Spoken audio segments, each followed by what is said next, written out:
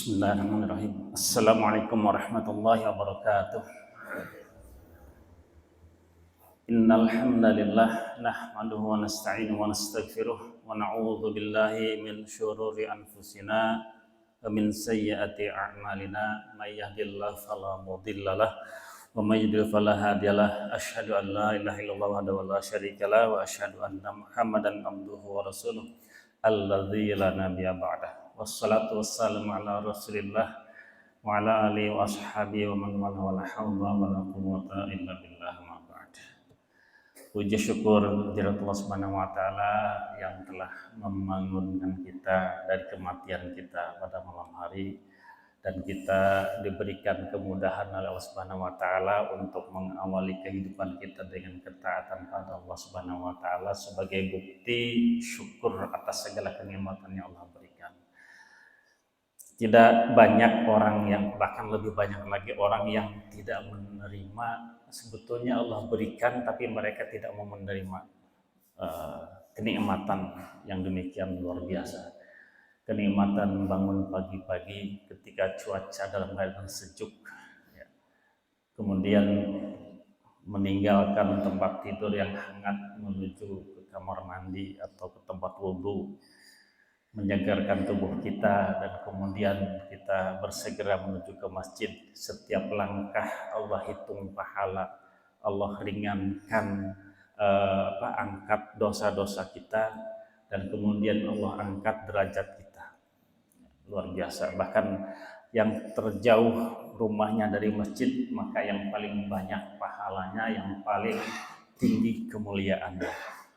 Ini luar biasa. Maka berbahagialah orang yang rumahnya jauh dari masjid dan tetap semangat menuju masjid dalam rangka salat berjamaah, kemudian zikir dan baca Quran bersama-sama, dan kemudian kita hadir duduk di sini dalam rangka taqarrub ilallah, dalam rangka zikrullah juga, ya. Jadi zikir itu tidak melulu kita mengucapkan asma Allah dan juga kalimat-kalimat yang lainnya. Ketika kita mendengarkan, memperhatikan seseorang atau orang lain berbicara, apapun yang dibicarakan, selama itu bermanfaat, maka itu adalah bagian dari zikir kepada Allah Subhanahu wa taala. Apalagi ini merupakan sebuah kajian ilmu, atau majelis taklim, majelis ilmu, dan selama kita duduk di sini, maka para malaikat menaungi kita dan mendoakan kita semuanya, mendoakan kebaikan, dan doa malaikat itu selalu dikabulkan Allah Subhanahu wa taala. Maka setiap keberhasilan, capaian yang kita raih selama ini bisa jadi sebetulnya bukan melulu usaha kita, doa-doa kita yang dikabulkan, tapi doa dari orang lain atau makhluk lain yang tidak pernah bermaksiat pada Allah Subhanahu wa taala. Maka sering-seringlah kita menghadiri majelis-majelis seperti ini, apalagi kemudian Allah memberikan banyak sekali pahala kebaikan, bahwa orang yang meringankan kakinya menuju ke majelis ilmu, maka Allah ringankan juga langkahnya menuju surga. Dan mudah-mudahan yang hadir di sini dan juga keluarganya dan juga tetangga semuanya, Allah angkat derajatnya dan memasukkan kita semuanya dan menjadikan kita sebagai ahli surga, insyaallah. Amin ya Allah ya rabbal alamin. Bapak-bapak, ibu-ibu sekalian, ya, melanjutkan pembicaraan kita beberapa waktu yang lalu. Ya, kita saya mengkhususkan kajian pada sirah nabawiyah, fikih sirah. Jadi kepada fikih, pada pemahamannya. Jadi bukan hanya sekedar ceritanya saja, rangkaian sejarahnya saja. Kalau kita hanya sekedar membahas tentang rangkaian, ya, hanya sekedar membahas rangkaian cerita atau kisahnya saja, itu lebih cepat selesai. Tapi kita yang lebih penting lagi adalah pemahaman terhadap kisah, di balik kisah, dan segala sesuatu berkaitan dengan peristiwa. Ya. Karena orang yang cerdas itu adalah orang yang bisa memahami sesuatu di balik suatu peristiwa, atau bahkan di balik lagi itu adalah alasan kenapa sesuatu peristiwa itu terjadi. Dan kemudian kita mencoba untuk mempelajari itu, memahami itu, dan kita mencoba untuk menerapkan dalam kehidupan kita sehari-hari. Nah, termasuk diantaranya adalah kita bagaimana bisa melaksanakan sholat dengan benar, itu kan, karena setelah kita mengkaji sirah nabawiyah dan kemudian kita bahas juga tentang fikih ibadahnya, fikih tentang sholat dan tentang apapun. Baik, Bapak-bapak Ibu sekalian, ya ini sudah mengingatkan lagi bahwa kenapa kita harus mengkaji sirah nabawiyah, karena Rasulullah SAW adalah sosok figur teladan tertinggi terbaik yang Allah berikan pada kita, dan ini adalah satu-satunya manusia di dunia yang ketika mengajak manusia kepada suatu kebaikan, dan kemudian Rasulullah SAW adalah contohnya. Jadi bukan hanya sekedar teori, jadi bukan sekedar Rasulullah menyuruh atau mengajarkan sesuatu tapi sekedar teori saja, tapi Rasulullah langsung mempraktekannya. Ketika Rasulullah SAW menerima wahyu dari Allah Subhanahu Wa Taala yang diturunkan oleh malaikat Jibril, dan kemudian menyuruh para sahabat untuk menghafalnya, untuk mencatatnya, dan kemudian mereka secara perlahan-lahan mengamalkan apa yang Allah turunkan. Maka ketika berbicara tentang akhlak, maka akhlak Rasulullah adalah Al-Quran, karena khuluquhul Quran. Maksudnya akhlak Rasulullah adalah Al-Quran itu sendiri. Maka kemudian kalau kita ingin mempelajari Al-Quran, memahami Al-Quran, maka pelajari sejarah Nabi Muhammad SAW secara utuh, secara komprehensif, sehingga jangan sampai kemudian ada salah faham terhadap Islam. Nah, pada kesempatan ini ya, kita melanjutkan bahasan sebelumnya, yaitu tentang hijrah Rasulullah SAW, dan kemarin kita sudah membahas sampai kepada Rasulullah SAW bersembunyi di Gua Thur selama 3 hari 3 malam bersama Abu Bakar, dan kemudian Rasulullah senantiasa menerima informasi-informasi perkembangan terkini yang terjadi di kota Makkah dan sekitarnya, dan bagaimana upaya-upaya orang-orang Quraisy ketika mereka berusaha untuk mendapatkan, untuk menangkap dan membunuh Rasulullah SAW. Sampai kemudian akhirnya setelah 3 hari itu berlangsung, maka semangat untuk mendapatkan hadiah 100 ekor unta yang tadinya menggebu-gebu gitu ya, semua ingin mendapatkan 100 unta. Dan akhirnya kemudian mereka sudah berusaha ke sana kemari, menghabiskan biaya yang besar, tenaga yang luar biasa, tidak sedikit untuk mendapatkan itu. Tapi ternyata kemudian tidak mendapatkan hasil apa-apa. Akhirnya otomatis sudah mulai berkurang semangat orang-orang Quraisy dan semua orang yang menerima kabar, menerima informasi tentang sayembara penangkapan Rasulullah SAW. Nah, mulai berkuranglah semangat mereka, mulai berkurang intensitas pencarian Rasulullah SAW, dan akhirnya mereka sudah kembali lagi ke rumah masing-masing atau ke pekerjaan masing-masing. Nah, maka setelah itu akhirnya kemudian Rasulullah terus menerima informasi dari yang didapatkan dari Abdullah bin Abu Bakar sebagai mata-mata beliau, sebagai agen intelijen.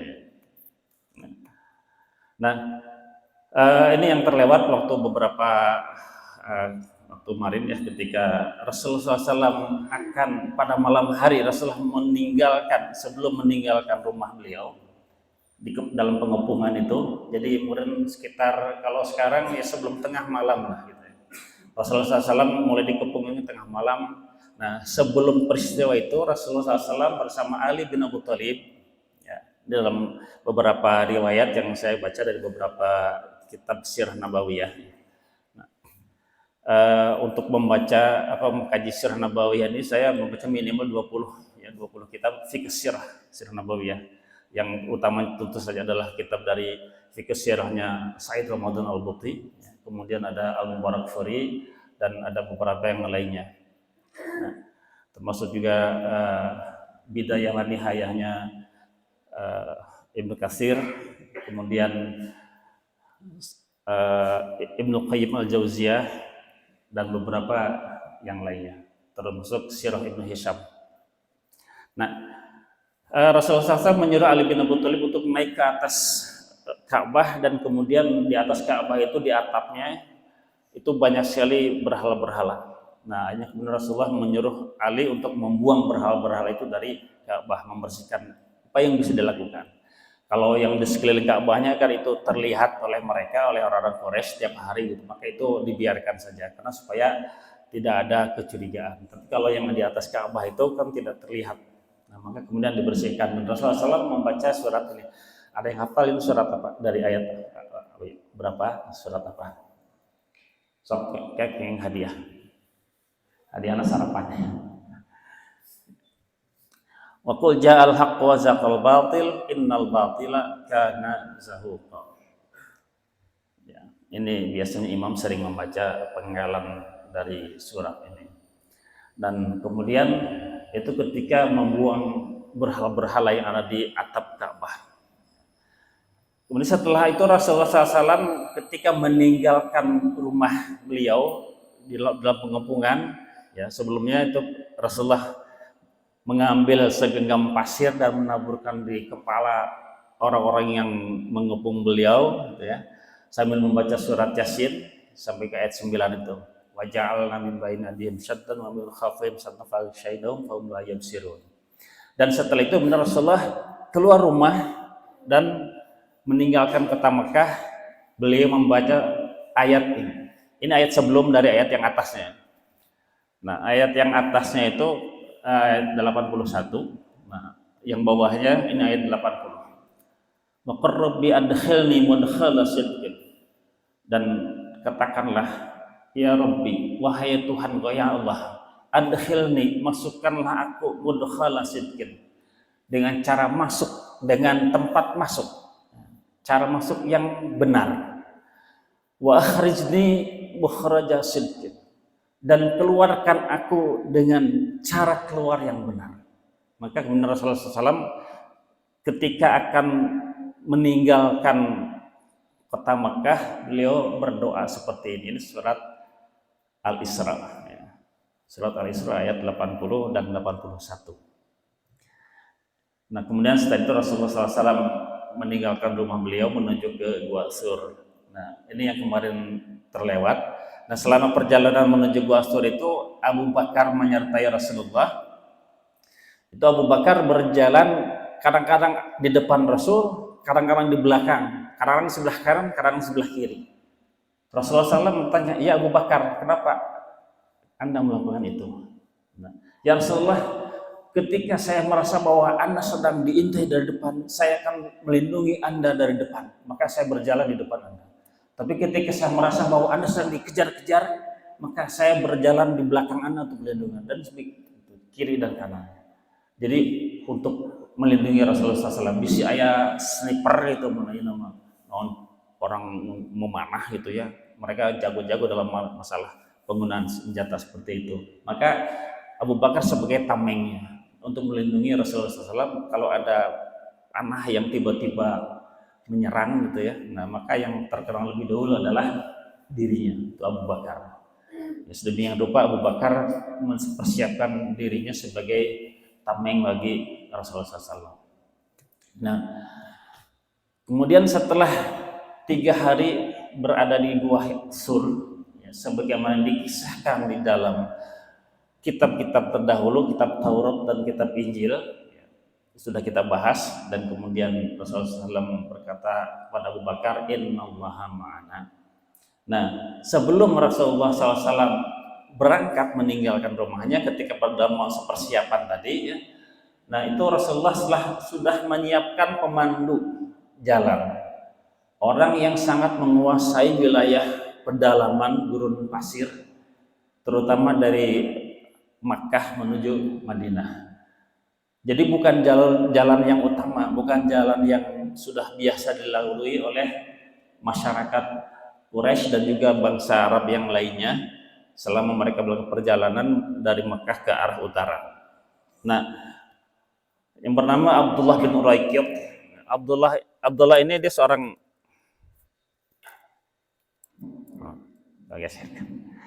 Abdullah ini seorang musyrik, tapi dia orang yang musyrik yang pasif.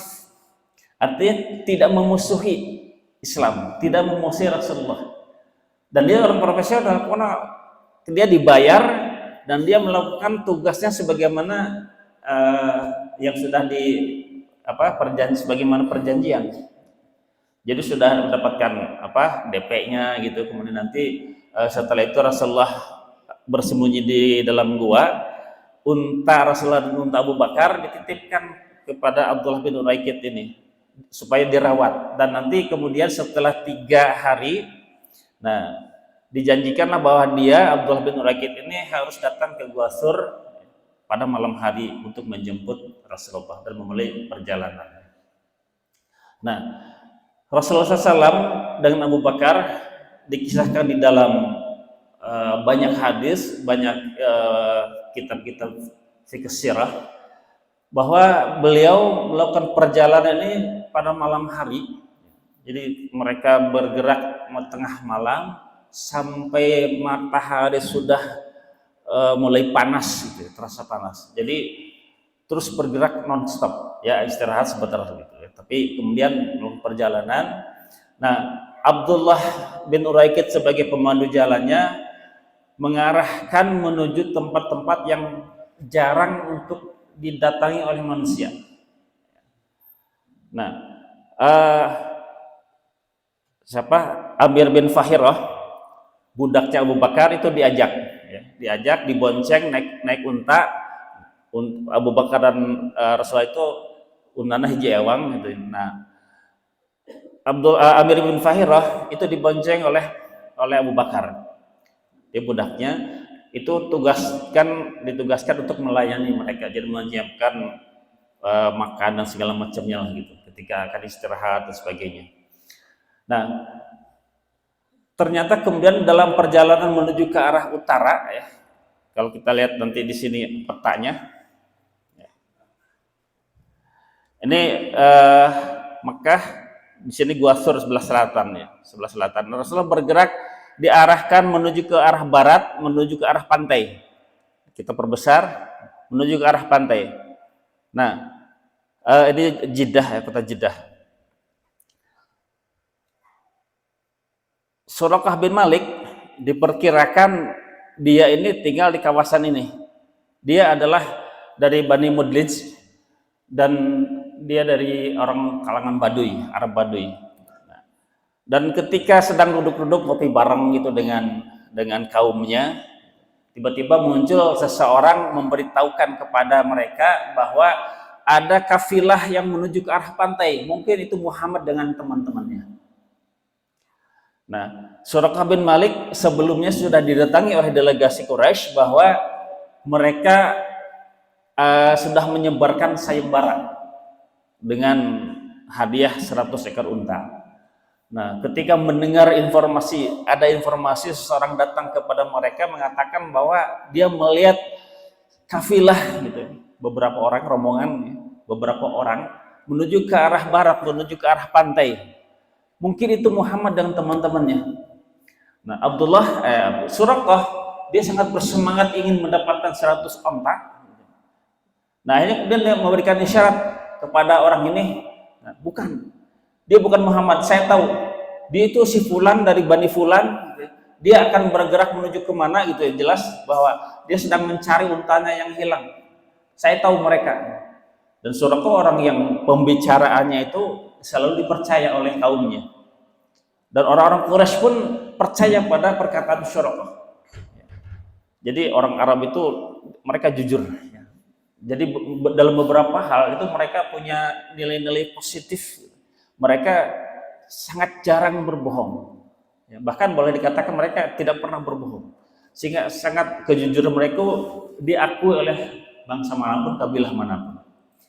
Kalau mereka berkata A, pasti seperti itu. Nah, kalaupun mereka ingin melindungi seseorang dari misalkan ada upaya pembunuhan gitu, pemacaran di tengah bohong, nah dia akan berusaha mengatakan apa adanya, tapi dengan tetap melindungi orang yang mereka lindungi tadi. Misalnya ada seseorang meminta suaka gitu, perlindungan pada suatu kabilah, dan kemudian ada orang yang berusaha untuk memusuhi mereka atau membunuh orang tersebut, maka dia kabilahnya akan berusaha untuk melindungi orang tersebut. Nah, dengan taruhan nyawa mereka sendiri pun, kalaupun perang mereka siap untuk perang membela orang yang mereka lindungi, karena mereka sudah berjanji seperti itu. Nah, maka kemudian setelah itu Suraqah nunggu beberapa saat dulu gitu ya, balik sambil ngopi lah gitu ya, ngobrol dengan di kaumnya itu. Nah, baru kemudian dia ngomong kepada kaumnya, mohon maaf nih, saya ada keperluan, tidak bisa terus duduk-duduk di sini. Akhirnya kemudian dia izin masuk ke rumahnya, memerintahkan pembantunya untuk menyiapkan kuda dan persenjataan serta perbekalan. Dan akhirnya kemudian Suraqah bin Malik keluar dari rumahnya dari belakang gitu ya, lewat jalur pintu belakang. Jadi kaumnya yang duduk-duduk di depan itu tidak mengetahui kepergian Suraqah, dan kuda itu dipersiapkan di balik bukit, dibawa ke balik bukit dulu yang jauh sehingga mau ayeuna mendekat kendaraan mobil supaya teka kuping ya, suara mobilnya gitu kan, kemana ngageleung mobil tidak ketahuan. Akhirnya kemudian setelah itu Suraqah bergegas dan dia naik unta dan kudanya gitu, kuda yang sangat cepat mengejar kafilah Rasulullah SAW. Sampainya kemudian ketika Suraqah sudah dekat dengan Rasulullah, Abu Bakar ini sudah sangat gelisah gitu. Mus-mus ningali ke belakang gitu. Lihat lagi ke belakang. Ya Rasulullah, ini Suraqah bin Malik, saya tahu dia. Dia ini sangat jago dalam menggunakan senjatanya. Kalau dia melepaskan tombaknya tidak akan pernah meleset. Kalau dia melepaskan panahnya pasti akan mengenai kita. Tapi Rasulullah SAW tenang saja. Beliau berdoa. Ya. Sampai-sampai Suraqah pun mendengar apa yang diucapkan Rasulullah, cuma tidak jelas apa yang diucapkannya gitu. Tapi Rasulullah sedang berdoa itu kedengaran oleh Suraqah. Nah, berarti saking dekatnya. Dan tiba-tiba kuda Suraqah itu terperosok kakinya, kaki depannya ke dalam pasir gitu ya. Nah, dan Suraqah terpelanting, jatuh. Wah, ini perbuatan Tuhan yang Muhammad kan.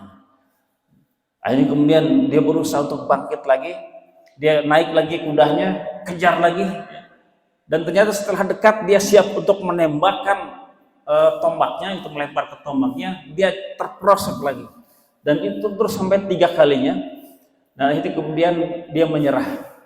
Wahai Muhammad, tolong kami, tolong saya gitu. Saya berjanji tidak akan lagi mengejar membunuh Anda.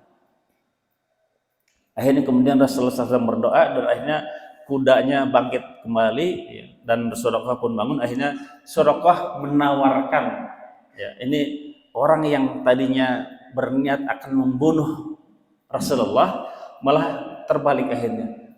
Suraqah menawarkan, ya Muhammad, kalau Anda menghendaki saya akan berikan seluruh perbekalan dan persenjataan saya. Nah, saya tahu, saya yakin bahwa agama Anda ini benar. Agama yang Anda bawa ini, ajarkan ini benar. Dia meyakini kebenaran ajaran Islam, tapi masih belum mau menerima masuk Islam. Nah, dan seandainya engkau diberikan kemenangan dan memiliki kekuasaan, nah, tolong berikan kepada saya jaminan keamanan supaya saya nanti tidak diganggu atau tidak dibunuh, diancam misalkan, karena dia sudah pernah berusaha untuk membunuh Rasulullah SAW. Nubika gitu nah. Karena melihat mukjizat yang dia alami gitu ya, bukan hanya melihat, bahkan merasakannya. Ya, ujung-ujung kuda terperosok gitu ya. Padahal itu tanahnya keras, tiba-tiba jadi pasir itu sehingga pasir hisap gitu, ujung-ujung lembek kayak gitu, terperosok kaki kudanya dan dia jatuh terpelanting. Ketika dia lihat tidak ada apa-apa, tidak ada sesuatu yang menyebabkan kaki kuda itu terperosok ke dalam tanah itu. Ini dia meyakini bahwa ini suatu kebenaran, bahwa ini adalah pasti perbuatan Tuhannya Muhammad. Dan hanya kemudian dia menyerah. Nah, dia menawarkan perbekalannya pada Rasulullah. Kemudian Rasulullah mengatakan, kamu tidak perlu membebani kami dengan perbekalan, karena perbekalan sudah banyak, ditambah lagi dengan bekal milik Suraqah, jadi malah keberatan, merepotkan, nanti kasihan unta Rasulullah SAW. Nah, dan kemudian akhirnya Rasulullah SAW menyuruh Suraqah untuk berjanji agar Suraqah tidak lagi melakukan pengejaran dan menghentikan upayanya untuk membunuh Rasulullah dan merahasiakan jalur perjalanan hijrah Rasulullah SAW. Dan Rasulullah berjanji, Suraqah berjanji itu, dan akhirnya dia merahasiakannya. Nah, setelah Suraqah itu kemudian mendapatkan pernyataan tadi dan kemudian mendapatkan surat jaminan, Rasulullah SAW menyuruh kepada Amir bin Fahira untuk menuliskannya di selembar kulit bahwa surat itu dari Rasulullah, dari Muhammad Rasulullah SAW untuk Suraqah, bahwa dia mendapatkan jaminan keamanan dari Rasulullah. Dan kemudian Rasulullah bertanya, "Ya Suraqah, kaifa bika idza labista siwari Kisra?" Wahai Suraqah, bagaimana? Ya, ini ada hadisnya di sini. Nah, Rasulullah SAW sampai menjanjikan kepada Suraqah, ya, anna Rasulullah SAW qala, ya, li Suraqah bin Malik, kaifa bika idza labista siwaru Kisra? Wahai Suraqah, bagaimana denganmu kalau kamu nanti akan memakai atau dipakaikan gelang Kisra. Kisra itu kaisarnya Persia. Jadi kalau biasa untuk pada saat itu pembesar atau penguasa yang berkuasa di sekitar Mekah, ya. Di wilayah barat itu ada Romawi, ya, di Eropa, Bizantium, kemudian sekarang jadi Konstantinopel. Nah, itu yang berkuasanya Kaisar Heraklius. Kaisar Heraklius. Kemudian di wilayah timur ini superpower pada saat itu Persia. Ya, Persia biasa gelarnya itu Kisra. Orang Arab menyebutnya Kisra. Sebenarnya Kaisar keneh itu, Kaisar sama. Nah, cuma sebutannya beda. Kaisar, jadi Kisra. Yang berkuasa pada saat itu adalah Yazdajir II atau Yazdajir II. Nah, kemudian di sebelah baratnya di Mesir ada Muqawqis dan ada Raja Najasyi dan beberapa wilayah yang lainnya, ya. Nah, itu penguasa-penguasa di wilayah sekitar Jazirah Arab.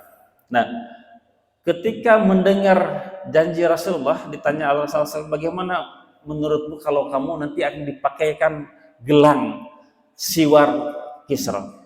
Nah, ini Allah apakah bentuknya seperti ini atau tidak, karena zaman dahulu kan belum ada atau tidak terpikirkan bahwa ini adalah benda-benda bersejarah dan kemudian disimpan di museum lah gitu ya, misalkan ini mahkotanya kaisar seperti ini, mahkotanya Kisra Persia seperti ini dan seterusnya.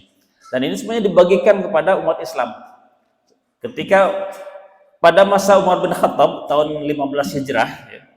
Nah, pasukan yang dipimpin oleh Sa'ad bin Abu Waqqas, ini salah seorang paman Rasulullah SAW dari pihak ibu, memimpin pasukan yang ditugaskan oleh Umar bin Khattab untuk menyebarkan dakwah, menyebarkan agama Islam sampai ke negeri Persia. Nah, akhirnya kemudian mereka berhasil menaklukkan negeri Persia, ya, dengan peperangan yang dahsyat luar biasa berhari-hari itu, berbulan-bulan bahkan sampai bertahun-tahun. Nah, itu di Qadisiyah, perang Qadisiyah di pinggiran sungai Dajlah atau sungai Tigris. Dan kemudian setelah kekalahan Persia di perang Qadisiyah, akhirnya kemudian pasukan yang dipimpin oleh Sa'ad bin Abu Waqqas itu terus menyerang ke ibu kotanya Persia, Madain atau Ctesifon. Nah, dan akhirnya kemudian berhasil menaklukkan negeri Persia dan harta rampasan perangnya sedemikian banyak sekali dan akhirnya diserahkan kepada Umar bin Khattab. Umar bin Khattab sampai gogedeg gitu, ningali harta yang menumpuk itu bukan harta yang sedikit, perhiasan intan berlian segala macam, bukan nama benda-benda yang sangat mahal. Sampai Umar bin Khattab luar biasa orang-orang ini, mereka sangat jujur. Nah, yang dipuji adalah pasukan yang ditugaskan oleh Umar ini. Mereka sangat jujur, harta sedemikian banyaknya, tidak ada yang mereka mau mengambilnya sedikit pun. Semuanya dikumpulkan, diserahkan kepada Amirul Mukminin Umar bin Khattab. Sambil Umar bin Khattab memuji mereka benar-benar jujur. Kemudian dalam satu riwayat dikatakan bahwa Ali bin Abu Thalib mengatakan, "Ya Umar, ya Amirul Mukminin, ketahuilah bahwa mereka itu berlaku jujur karena mereka melihat pemimpinnya, yaitu Anda adalah orang yang amanah, orang yang jujur, orang yang bisa dipercaya. Ketika ada kenikmatan, maka umat Islamnya terlebih dahulu yang menerima, yang menikmati kenikmatan tersebut. Jadi apapun gitu ya. Nah, jadi kalau ada harta atau ada apa semacam, nah Umar yang terakhir, dan biasanya Umar kebagian karena sudah dibagikan kepada rakyatnya. Nah, ketika melihat pemimpin seperti ini, maka rakyatnya pun pasti akan berpikir, saya melihat contoh dari pribadi pemimpin saya seperti ini, maka biar aku orang bisa seperti itu, kan gitu. Kan beda juga namanya. Nah, jadi kalau sekarang mah ya dimanapun gitu ya, kalau ada hal-hal seperti ini yang paling duluan adalah ya penguasanya. Gitu. Rakyat mah yang wayahna kehelaan mun aya kebagian mun teu nya, malah menanggung utang gitu. Nah, karena saking jujurnya Umar bin Khattab, amanah Umar bin Khattab, maka harta rampasan perang yang didapat sedemikian banyak itu tidak ada yang berkurang sedikit pun.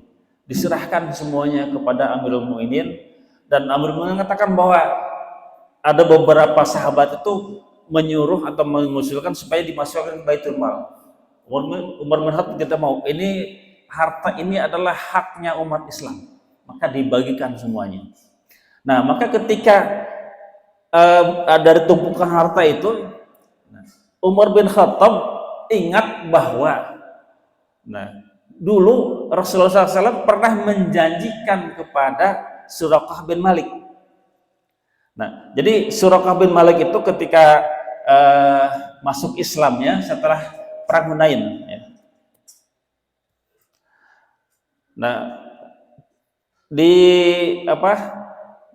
perang Hunain Rasulullah SAW mendapatkan kemenangan, walaupun sebelumnya di awal-awalnya mendapatkan pukulan dari pasukan musyrik, ya, pasukan kafir, tapi setelah itu Allah berikan kemenangan pada pasukan Islam dengan mendapatkan banyak sekali ghanimah, harta rampasan perang. Dan kemudian Suraqah bin Malik mendatangi Rasulullah ya, setelah kemenangan itu dan memperlihatkan surat jaminan yang dibuat atas perintah Rasulullah SAW. Dan para sahabat tidak ada yang berani mengganggu Suraqah bin Malik. Dan akhirnya kemudian Rasulullah mengatakan bahwa hari ini adalah setiap orang akan mendapatkan haknya masing-masing. Dan Suraqah pun sekalipun dia di awal dia meyakini bahwa agama Islam itu agama yang benar. Dan Muhammad adalah utusan Allah Subhanahu wa taala. Dan dia berjanji pada Rasulullah SAW tidak akan membunuh, bahkan akan merahasiakan perjalanan Rasulullah SAW. Nah, tapi dia masih belum masuk Islam. Karena ketika Rasulullah hijrah meninggalkan kota Makkah menuju Madinah, itu Rasulullah sangat menjaga kerahasiaan. Jadi untuk sementara Rasulullah tidak mengajak orang-orang yang beliau lalui untuk masuk Islam. Kenapa? Kalau mereka diajak masuk Islam, mereka tahu, oh iya Nabi, ini Rasul yang dikejar-kejar, yang akan dibunuh itu. Nah, maka bisa jadi mereka yang menemui Rasulullah akan berpikir, wah, harta yang ditawarkan oleh orang-orang Quraisy lebih menarik. Maka ini kemudian mereka akan menangkap dan berusaha untuk membunuh Rasulullah atau menyerahkan Rasulullah kepada orang-orang Quraisy. Nah, termasuk juga Suraqah bin Malik tidak diajak oleh Rasulullah untuk masuk Islam, tidak ditawarkan untuk masuk Islam, tapi dijanjikan untuk mendapatkan suwaru Kisra. Nah, akhirnya kemudian itu didapatkannya setelah penaklukan Persia pada masa Umar bin Khattab. Ketika Rasulullah hijrah, berarti tahun pertama hijrah, dan penaklukan kota penaklukan Persia itu tahun 15 hijrah. Berarti Suraqah menunggu 15 tahun untuk mendapati bahwa apa yang dijanjikan oleh Rasulullah itu benar dan terjadi. Maka dipanggillah oleh Umar bin Khattab Suraqah tadi, dan dipakaikanlah jubah kebesaran. Kebesaran itu bukan berarti kegedean, bukan jubahnya longgar, tapi tanda bahwa ini milik pembesar lagi, milik penguasa. Nah, hanya dipakai oleh kaisar. Nah, dipanggil Suraqah dan jubahnya dipakai oleh Abu Bakar, oleh Umar bin Khattab kepada Suraqah, dipakaikan. Nah, mahkotanya juga dipakaikan, dipasang kepala Suraqah bin Malik. Dan suwaru Kisra, gelang milik kaisar Persia pun dipakaikan oleh Umar bin Khattab kepada Suraqah bin Malik. Ya. Luar biasa. Seorang Arab Baduy, dia mengenakan pakaian seorang kaisar dengan kemuliaan Islam. Dan mereka, orang-orang umat Islam itu tidak ada yang menginginkan harta-harta seperti itu. Mereka tidak menginginkan harta seperti itu. Jadi ketika mereka melihat, mereka bertasbih pada Allah Subhanahu wa taala, bertakbir dan memuji Allah Subhanahu wa taala. Maha besar Allah Subhanahu wa taala gitu. Nah, dan akhirnya kemudian Suraqah ketika dia mendapatkan apa yang dikatakan oleh Rasulullah SAW dulu, gitu ya, akhirnya mengatakan bahwa wallahi saya bersumpah demi Allah bahwa kekasihku tidak pernah berdusta. Maksudnya Rasulullah SAW. Rasulullah tidak pernah berdusta. Apa yang dikatakannya pasti terjadi, pasti benar. Dan itu semakin memperkuat keimanan Suraqah bin Malik. Ya. Suraqah bin Malik masuk Islam setelah Hudaybiyah, setelah Perang Hunain tahun ke-8, tahun 8 Hijriah. Nah, dan hebatnya lagi, yakni dibalik pelajaran dibalik kisah tentang Suraqah tadi. Nah, Suraqah tiba-tiba menyerah, yang sebelumnya berniat untuk membunuh Rasulullah, mendapatkan 100 onta, tiba-tiba menyerah, dan kemudian dia langsung percaya apa yang dijanjikan oleh Rasulullah. Nah, ini kan suatu hal yang aneh ya. Rasulullah sedang dikejar, bahkan diusir oleh kaumnya sendiri, oleh bangsa Quraisy, akan dibunuh, dan kemudian dalam keadaan lemah kan, ya, dalam keadaan lemah. Tetapi ketika Rasulullah SAW menjanjikan kepada Suraqah bin Malik bahwa dia akan mendapatkan suwaru Kisra, Suraqah percaya dengan perkataan janji Rasulullah SAW. Artinya bahwa Rasulullah SAW adalah sosok pribadi yang luar biasa. Perkataan beliau itu langsung dipercaya oleh bahkan orang musyrik sekalipun, bahkan orang yang akan membunuhnya sekalipun. Ini berarti bahwa beliau adalah seorang dai, orang yang mengajak kepada Islam. Nah, berarti memiliki pribadi seperti itu. Ini modal bagi para dai gitu ya. Nah, ada orang biasa sok loba ngawadulnya, bahkan di ceramah pun tertablik dalam bentuk itu memual payu sih, kan kudu loba heureuyna sih. Nah, tapi begini Rasulullah SAW tanpa banyak bercanda gitu ya, ketika sedang berceramah, sedang berkhutbah, ya. Tetapi didengar oleh semua orang, dan bukan hanya didengar, tapi dipercaya, diyakini kebenarannya. Jadi itu kudu loba ngawadul, berarti ceramahnya gitu. Tapi daerah mengusungna, bahkan para komedian ngaranna teh stand up comedy eleh ya, kalah lucu oleh para mubalig, karena mubaligna lamun ceramah mustamina teh seuri ger-geran gitu nya. Nah, sok naon pikarsep nanti bakal diondang deui gitu. Nah, sebenarnya tidak perlu hal seperti itu gitu. Nah, orang memang seperti itu zamannya gitu ya. Masyarakat kita yang menyukainya yang demikian. Akhirnya berusaha kumaha carana gitu. Nah, ini bagaimana bahwa sosok pribadi seorang dai yang mengajak kepada Islam, mengajak kepada kebenaran dipercaya oleh kaumnya. Bahkan Muhammad sebelum menjadi nabi ya.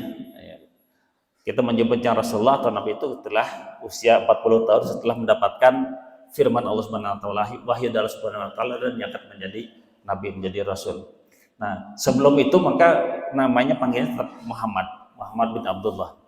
Nah, pada masa-masa mudanya gitu ya, mendapatkan gelar Al-Amin dari kaumnya sendiri. Ya, mendapatkan gelar Al-Amin, orang yang sangat dipercaya, orang yang amanah. Nah, maka ketika Rasulullah ditugaskan untuk berdakwah, mengajak kaumnya kepada Islam, maka mereka pasti mempercayai apa yang setiap perkataan Rasulullah SAW. Hanya saja karena kesombongannya, karena ketakaburannya, mereka menolak ajakan Rasulullah. Nah, mereka lamun menerima dakwah Rasulullah, meninggalkan Tuhan-Tuhan yang banyak, berhala yang mereka sembah selama ini. Wah, kumaha aja. Bagaimana pertanggungjawaban kita kepada nenek moyang? Ini kan budaya nenek moyang perlu dilestarikan sananya. Nah, jadi akhirnya kemudian mereka lebih berat kepada agama Tuhan-Tuhan nenek moyangnya, budaya nenek moyangnya, dengan berbagai macam ritual-ritualnya gitu. Nah, bahkan ketika Rasulullah SAW kemana mendiweh lahnya, jadi loncat-loncat.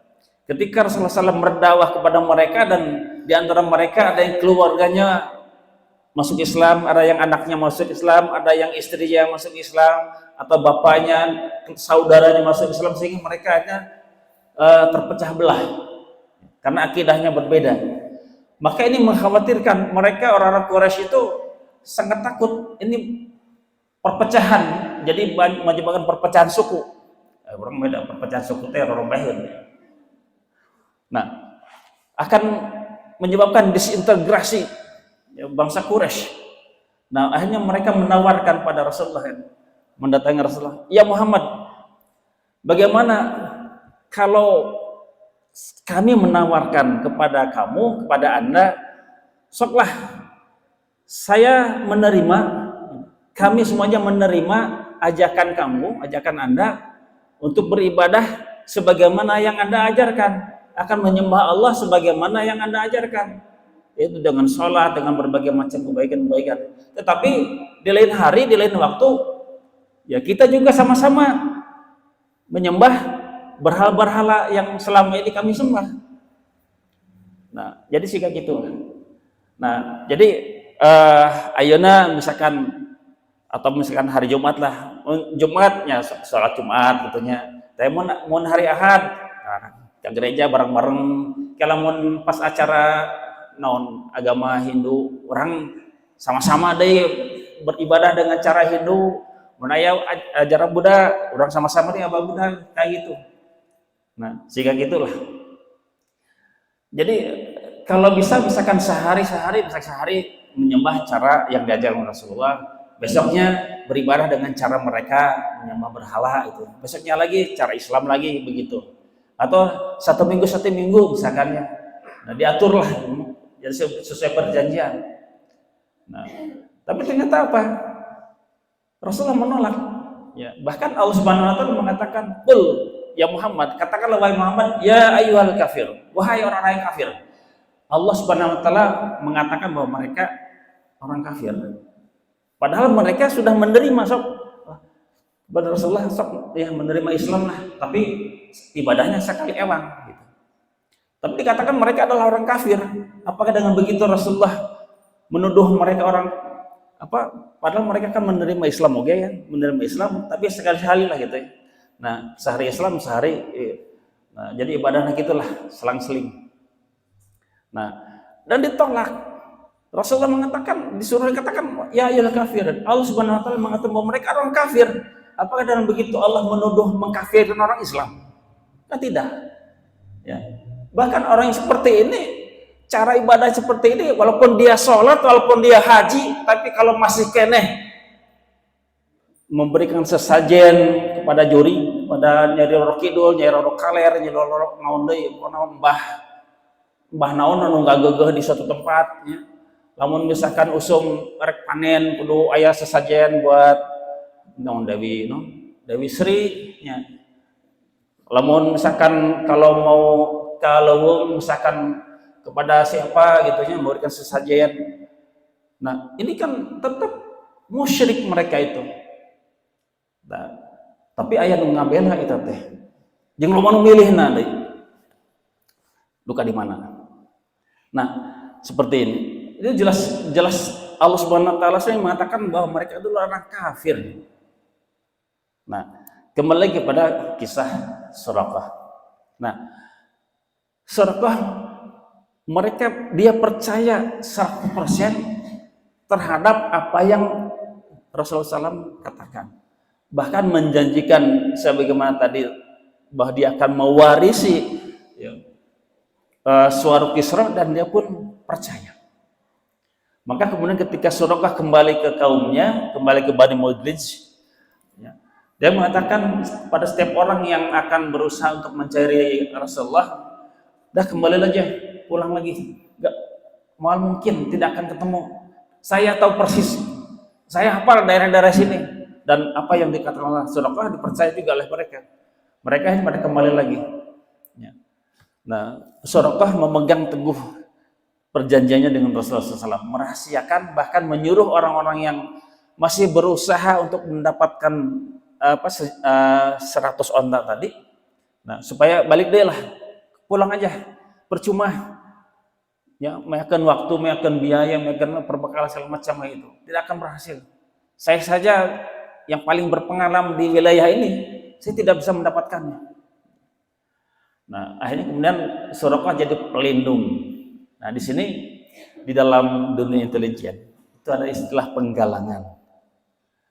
Nah, kalau biasanya kan kalau kita istilah penggalangan itu menaya ngumpulkan dana, ya, penggalangan dana gitu ya. Nah, penggalangan itu sebetulnya dilakukan untuk pihak eksternal. Kalau pihak internal misalkan itu bukan penggalangan tapi mobilisasi. Ya, untuk sesama jamaah itu mobilisasi. Ya, mobilisasi dana untuk pembangunan masjid misalnya, untuk kegiatan-kegiatan bareng-bareng keislaman, misalnya apakah hari-hari besar Islam, tabligh akbar segala macamnya, mengumpulkan dana dari warga, itu adalah mobilisasi. Nah, kalau mencari dananya misalkan keluar gitu, nah itu baru penggalangan. Ada fundraising ya, misalkan ke perusahaan-perusahaan atau kemana, itu penggalangan. Nah, apa yang dilakukan oleh Rasulullah SAW ini adalah penggalangan. Ya, jadi kalau menggalang itu bagaimana caranya musuh ya yang tadi yang bersemangat untuk memerangi, untuk membunuh, dilemahkan. Jadi tersemangat deh gitu ya. Terjadi berusaha untuk membunuhnya itu. Nah, ini yang dilakukan oleh Rasulullah SAW pada Suraqah. Suraqah berhasil digalang oleh Rasulullah SAW yang tadinya akan membunuh malah jadi melindungi. Nah, lebih hebat lagi, bukan hanya sekadar melemahkan semangat pihak lawan, tapi malah merekrut menjadi pelindung. Ya. Belum direkrut untuk masuk Islam. Kenapa? Karena memang belum saatnya. Ini sudah suruk. Nah, ini yang dilakukan oleh Rasulullah pada Suraqah bin Malik. Ya, penggalangan yang dilakukan. Nah, tapi nanti setelah itu ada psiwar, ya, ada perang urat syaraf, gitu ya, perang psikologis yang dilakukan oleh Rasulullah SAW kepada musuh-musuhnya, sehingga kemudian melihat bahwa kehebatan pasukan Islam, nah, tidak ada yang bisa mengalahkan di Jazirah Arab pada saat itu. Di antaranya adalah ketika Futuh Mekah, ya, penaklukan kota Mekah, ya, itu kan tidak terjadi pertumpahan darah. Kenapa? Rasulullah SAW membawa pasukan yang jumlahnya 10.000 orang. Itu pasukannya, bukan umat Islam, bukan jumlah umat Islam, tapi pasukan Islam yang bergabung dengan Rasulullah SAW ketika akan menaklukkan kota Mekah. Ini sebuah siwar. Maka ini kemudian ketika melihat kehebatan pasukan ini, mereka mengatakan bahwa tidak akan ada yang mampu mengalahkan pasukan ini di Jazirah Arab. Di perang Badar Rasulullah SAW 314 bisa mengalahkan 1000 orang. Perang Uhud 1000 orang dikurangi 300 orang yang kembali ke Madinah, jadi 700 orang menghadapi 3000 orang. Dan di setiap peperangan dilakukan oleh Rasulullah SAW dan pasukan Islam itu tidak pernah melebihi jumlahnya dari pasukan yang dihadapi pasukan musuh. Termasuk ketika penaklukan Persia di perang Qadisiyah, Sa'ad bin Abu Waqqas itu jumlah pasukannya diperkirakan sekitar 40.000 menghadapi pasukan Quraisy dipimpin oleh Jenderal Rustum. Itu di dalam buku-buku sejarah disebutkan jumlahnya itu 250.000 dan ternyata yang 40.000 berhasil mengalahkan yang jauh lebih banyak. Apalagi pada saat penaklukan kota Mekah jumlahnya 10.000 dan pasukan Quraisy yang ada di Mekah lamun dikumpulkan wilayah-wilayah di sekitar Mekah tidak akan menyamai pasukan jumlah itu. Ya, jumlahnya tidak akan menyamai itu. Maka tidak akan mungkin menang. Nah, ini psiwar. Dan ini akhirnya kemudian mereka langsung menyerahkan kota Mekah. Dan Rasulullah SAW ketika Futuh Mekah ya tetap menghormati para penguasa, para bangsawan, para pembesar. Nah, ini nanti di kisah yang lain kita akan lebih jelasnya. Kembali lagi bahwa ini yang dilakukan Rasulullah SAW merupakan penggalangan kepada Suraqah bin Malik. Jangan sampai Suraqah menyebarkan informasi tentang kerahasiaan rute hijrah Rasulullah SAW. Ya, dulu kita bersama atas beres ya. Baik. Ini baru sampai episode pengejaran oleh Suraqah bin Malik. Ya. Nanti setelah ini insya Allah di kedepannya jadi sehingga iya lamun kisah di orang ibu-ibu biasa nonton sinetron kan lama gitu ya. Jadi anu teu nyambung oge diceritakeun eta sinetron sih jadi sinetron teh panjang teras gitunya teu tamat-tamat. Eta uyuhan anu nontonna teh sabar pisan. Luar biasa itu. Sehingga nonton drama Korea atau sinetron gitunya. Nu kitu wae naon sebetulnya apa sebenarnya secara manfaatnya gitu ya, aya manfaatnya gitu tetap ada lah gitu ya. Ya minum untuk hiburan, tapi kadang-kadang sok eta teh komo lamun anu tentang dibully gitu nya aya anu